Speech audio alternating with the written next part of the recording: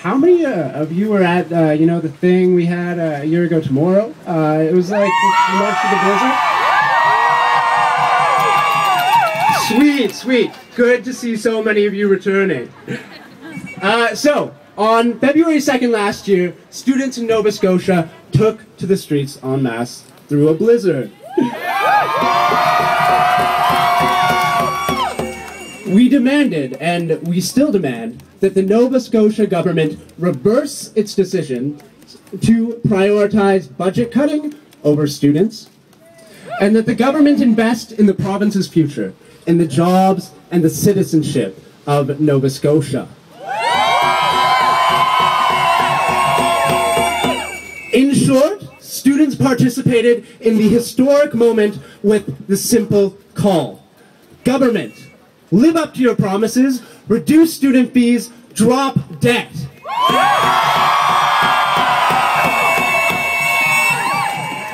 And our message was heard, at least by some. The public responded to our calls, and the government was pressured into adding an extra seat, an extra student representative to negotiate the Memorandum of Understanding. And that, for those of you who don't know, is a multi-year contract between the provincial government and the university president that dictates, among other things, how much fees can go up or down, potentially, and how much funding the government gives to universities. So, student reps on that committee were unwavering in our opposition to tuition fee hikes and funding reductions that unfortunately ultimately made it into the memorandum. Shame. Now, during this National Day of Action, we have another chance to have our voices heard.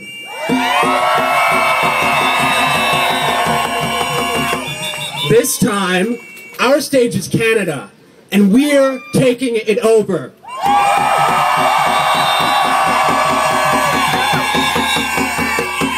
From coast to coast, students are marching in the streets, demanding more from our governments.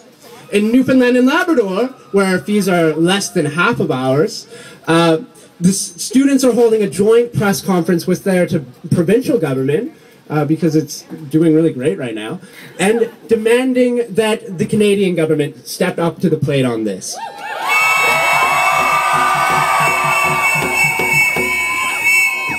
In Nova Scotia, unfortunately, our message is a little bit different.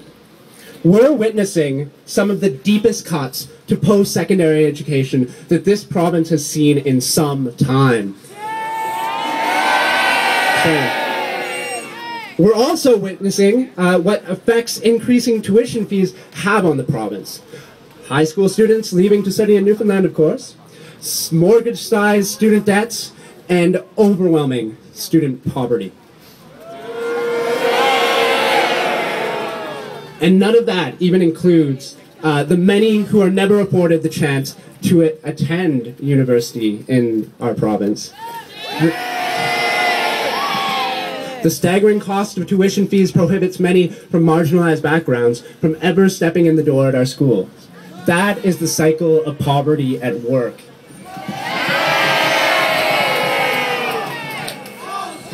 Bullshit! Bullshit! Bullshit! Bullshit! Bullshit! Bullshit! Bullshit! Bullshit! Bullshit! Bullshit! Bullshit! Yeah. But seeing you all here today shows that we have a historic opportunity to change all of that. Today, we can see the power of numbers at work.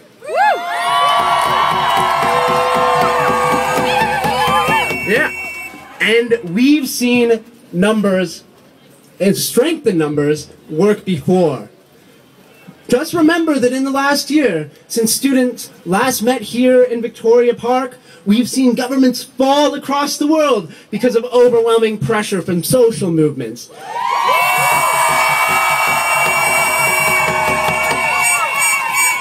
We've also seen a shift in the debate over inequality as Occupy Wall Street spread across North America and to Europe.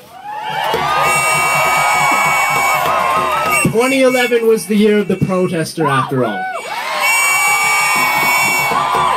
But more than that, we've seen student action work in Canada time and time again.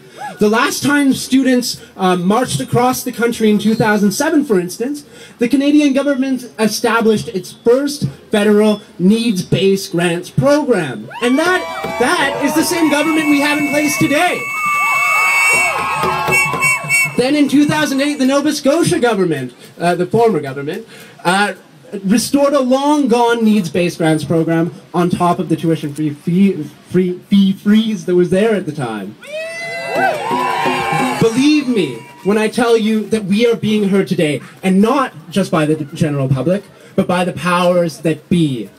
In Nova Scotia, they don't have too long until they face another election, and students marching through the streets, angry and demanding change, isn't exactly good for their image.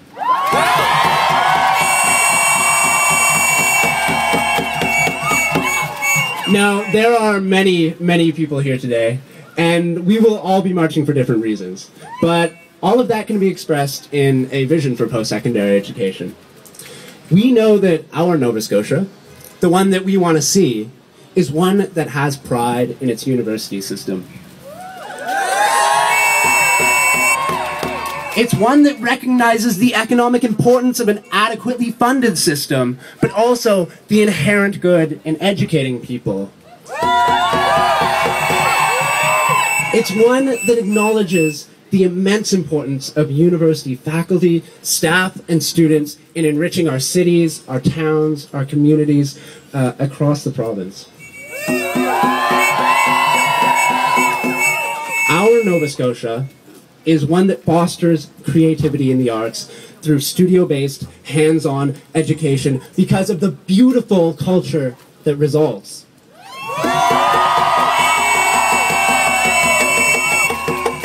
Our Nova Scotia is not one that impoverishes students for decades, but one that enables us to learn, to grow, to give back to our communities. In Nova Scotia, education is a right.